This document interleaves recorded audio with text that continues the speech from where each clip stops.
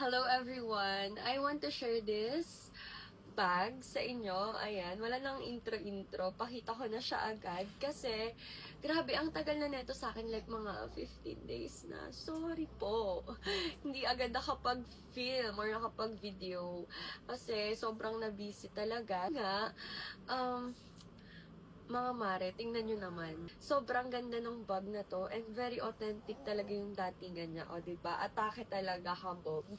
Sa totoo lang, kanina, nung inopen ko siya, nagulat ako na, like, girl, ganito pala yung quality niya.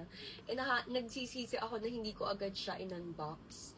Tapos, nagulat ako that I pick color blue. Kasi, ang dami-dami kong bags, pero wala akong blue. So, ayun siguro yung reason ko kung bakit blue yung napili ko dito. Pero, nakita ko yung pink, parang gusto ko siya.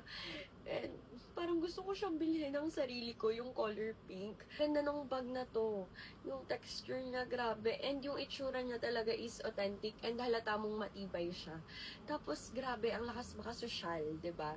Tapos, ayan, sa loob nito, meron siyang kasamang pouch. O, diba? May kasama siyang pouch. Pwede natin dito ilagay ang makeups and everything. Pero, ayun nga, yung nagpa-cute din talaga sa kanya is ito. Diba? So, ayun lang. If you want, I'll put the link na lang sa basket ko and swear, maganda talaga siya. Hindi ko siya ibubudol sa inyo kung hindi siya maganda. So, ayun lang. Bye!